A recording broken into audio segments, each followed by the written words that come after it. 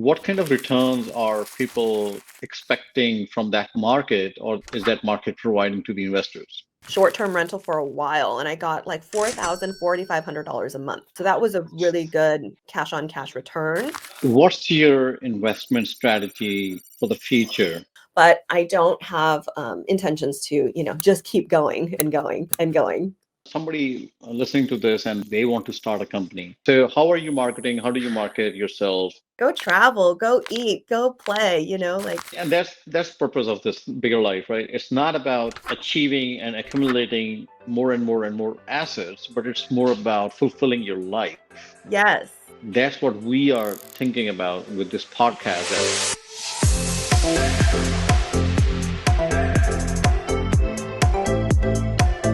Hello and welcome to today's episode of Bigger Life Podcast. Joining us today is Diane Martin. She is Sonoma County-based real estate agent and an investor with passion for helping others achieve financial freedom through strategic investing.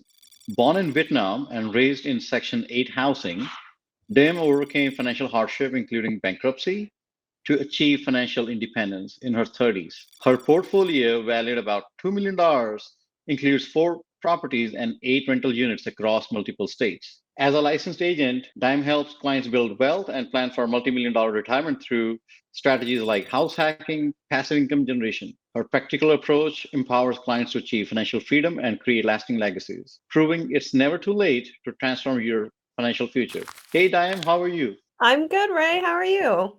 I'm doing great. Thanks for joining. It's a pleasure. I love talking about real estate, so here we are. Great, we both love that. So Yeah. let's talk about your real estate. As a agent, how's life in Sonoma County over there? How with these interest rates, with the pricing, and in California, you got these wildfires right now, right? So I hope everybody's safe over there. Yeah, so I'm in Northern California and a lot of the fires were down south, but up here we definitely had a huge fire burn out in 2017. So we're familiar with, unfortunately, that experience in the community. Like we've had whole neighborhoods burned down flat to the ground also in the past. So it's just really tragic, really devastating. But since then, in Northern California, there's been a lot of rebuilding. The real estate market here is still quite strong. It's more of a balanced market now, but it is still very much there's a shortage of inventory available. So prices remain high. And despite the interest rates being high, that hasn't really seemed to slow things down that much. And is this shortage due to general economic growth or due to these natural pandemic kind of things that are happening? I think in general, honestly, in this area, there's always been a slight shortage. We are about 45 minutes an hour north of San Francisco. So just as any location that is near a major city, for the people who are willing to do that commute, they would rather live here in terms of the price point compared to San Francisco's. Average price here is, 750,000, 800,000 for just, a house, nothing bells and whistles or anything like that, right? So price point still remains high, but compared to San Francisco, it's a lot less. Yeah. So with those price points at 750K as an investor, people who are buying those homes from an investment perspective, like for single family home, it really doesn't matter whether you buy it for 2 million, 10 million, doesn't matter. But if you're buying it from an investment standpoint, what kind of returns are people expecting from that market, or is that market providing to the investors?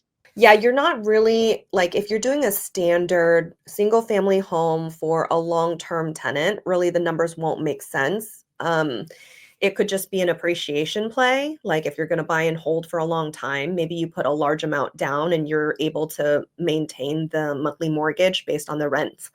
But if you're going to buy at market value at the current interest rate, you're definitely not going to cash flow even at 20% down. So it's, that part is a challenge, which is probably why it led me to like my way of investing, which is to buy a single family home and then house hack it into two or three units and getting more cash flow out of that one unit. Even at today's interest rate, and if you did that here in Sonoma County, you would still be close to break even. But when I bought in, I think it was 2018 was my first house in Santa Rosa, and then 2020 was my second house in Santa Rosa that now I still have both of those. The numbers made sense, and then so they cash flow now, but I think it's just generally a hard market to enter for investments. Yeah. And how's the like short-term rental market in that area from a regulation standpoint or even from a market standpoint? The market standpoint is healthy. It's a good short-term rental market. I've been doing short-term rentals since I started. My first house was in Ukiah. It's about an hour north, and I bought it there with some short-term rental, and then even in Santa Rosa, and they've always been pretty occupied. But regulations did change. So when I first started in Santa Rosa, there were no permitting requirements. You just paid your transient occupancy tax, and that was it. But there was a huge movement in the last few years that caused for not only regulations to be implemented, but like really stringent, really strict, and very expensive to get the permit and what they asked of you to do. So now that's in place. We also just approved a increase in tax. So the transient occupancy tax went from a total of what before was, I think, maybe 13% and or 12%, and now it's 14%. That's what it is. So, it's just getting more difficult for sure. But as a new investor who is trying to do short-term rental into that market, is it still possible? Like, some cities have a cap on the number of permits you can get, or you have to be resident of the city of to get a permit. So what's the permitting process kind of looking like over there in those, in that side of the world? So you can still do hosted. They still have permits available for hosted, meaning that you live on site and that you're maybe renting a room out or a portion of the house, or maybe you're in a granny unit and it's the main house, vice versa. But for non-hosted, I don't know if they're still issuing new permits for that. The number of permits to be issued have been issued. What does that mean? I'm not exactly sure. Would it mean that if, numbers free up as people sell their short-term rentals and don't have those permits, would they be reissued to people on the wait list? I don't know. Hosted permit for here and one non-hosted permit for my other property. Great, you got in at the right time. Yeah, because I was in it before they even started the permit. So when they started, making these requirements, I signed up for it. We know that you have invested outside of California, outside of your primary market into other states, just because the numbers won't work in your part of the world. Where did you buy? What kind of properties did you buy? Let's shed some details on those properties. Yeah.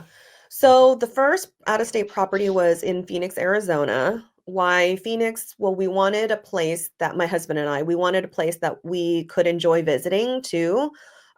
We thought that it could be an appreciating market, but at the very least, the point of entry in terms of price point was more reasonable. So that house I bought for, I think, I want to say 460,000 maybe. And, I ran the numbers to make sure that long-term rentals short-term rental for a while, and I got like $4,500 a month. So that was a really good cash on cash return. The second out-of-state property we bought for, was in Portland, Oregon. I think that was at like 525,000, but it also had a granny unit. So immediately there was two potential points of cash flow, which we again did short-term rental and cash flowed well on that as well. But I would say in 2022 to 23, short-term rental demands for those 2 locations dramatically decreased. And so we had to turn them into, and excuse me, I'll correct myself. It was short-term and midterm rentals. So we had to convert it to long-term rental. And luckily, because when we bought it, I made sure that the numbers would work for that scenario. And so now they're both long-term rentals and they still cash flow. Great. And what's your investment strategy like for the future? How are you, looking at the real estate market in general, whether it's your local market or outside of your, out of state Yeah. investing? Well, so I have a different kind of take, I think, than a lot of investors in that I do think that there's an end in sight. Like, what's the end game? And for me, I've achieved a place in real estate investing where it covers my living expenses, and then my businesses cover my daily living expenses like groceries and health insurance and whatnot. So I just don't know if there's an urgency to continue to invest. There's also a ceiling of workload that I feel about it, like being a landlord and managing property with the 8 units. Do I want more of that work? So in that, I think, okay, maybe I'll end up with another home in the next few years that I will own or occupy so that I can get the low down payment, maybe the better interest rate, house hack that. But as far as kind of buying more property out of state, I'm not sure that that would be the move for me because I feel settled in the assets that I currently have, as well as their projected appreciation over time by the time I retire. The other caveat too is like, do I ever do a 1031 exchange? Would I do something with the assets that I currently have and kind of like move them around a little bit? That's a possibility. But I don't have intentions to, just keep going and going and going. Sure. I mean, everybody has to figure out what is it that you want to do. And of course, there's risk, there's work, there's rewards, and you have to kind of balance it out along with your life and what your goals are. It's good that you recognize your goals because a lot of people, they have not understood what their goals are, but they're running after something. I was just talking to somebody yesterday and they mentioned like, I'm living the dream. I don't know whose dream that is. I'm like, it better be yours. I hope so. Okay, so my name is, and not to correct you, but the pronunciation is Diem. And so, like, to help people remember my name, I'll often say, like, Carpe Diem, which means like seize the day in Latin. And like there's got to be room for that too, I think it's like we work and then we take that money and we put it into assets, right? And then in theory, the asset gives us some cash flow, hopefully, and then to appreciate over time and give us a means to a retirement. But then outside of that, like you got to go seize the day, go travel, go eat, go play, like I don't Yeah, want to it's just, not always about working. I mean, yeah, and that's the purpose of this bigger life, right? It's not about achieving and accumulating more and more and more assets, but it's more about fulfilling your life. yes, That's what we are thinking about with this podcast. That it's what is it that you want to do, whether it's one rental or it could be 100 rentals, but end of right. the day, how is that income feeding your life, right? Yeah, so when I think about like how to like when is the stopping point or like why did I decide that this is enough properties? So like but the real estate asset and its cash flow pays for like my mortgage and utilities and all home thing that's related. And then my other business, my cleaning referral agency provides also passive income that I started many, many years ago, and that's enough for like the daily living expenses, groceries, clothing, whatever else. So then when I get to pick a career because I don't want to do nothing, like when I stepped into being a real estate agent, it's just purely because I really am passionate about that and it doesn't have then I just get to pick. Like even if I'm the crappiest real estate agent who like hardly closed a deal, but I loved what I did, it's still okay because those other bases are covered. Let's talk about this interesting thing that you mentioned, Yeah. cleaning referral company. People own Yeah. cleaning companies, but looks like from the sound of it, or sounds like you don't have a cleaning company, but Right. you just have a referral company. Yeah, so I So have how a does that work? referral agency, and it did start many years ago as a cleaning company, the traditional way. I had employees, cleaning supplies, a big office, all these company cars that were branded. It cost a lot of money. And workers' comp in California was also super crazy. Like one year it was going to be like 125,000 or something like that for just the policy itself. So I eventually shut that down. I opened a domestic referral agency, new name, new business model completely. So all the cleaners we work with are independent contractors. They have experience cleaning. They are actively cleaning right now on their own, probably. They bring their own supplies and equipment, their own cars. And then we do like marketing and advertising, customer management, schedule, the essentially by the time the job hits their phone as an offer, like, do you want this job? The deal's already been closed. So, do you want this booking for next Wednesday for 3 hours at this house at this amount of money? And then they could say yes or no. So that's just a lot. Like, like breaking a cleaning company into two components: the labor and the delivery of the service versus all of the rest of the admin and stuff like that. So if somebody wants to start that, I mean, this is an interesting proposition. Like I've always thought about, since we have multiple Airbnbs, I'm thinking, and cleaning is the biggest expense, right? Yeah. Apart from the other expenses like mortgage and utilities, and cleaning is another big hitter. Yeah.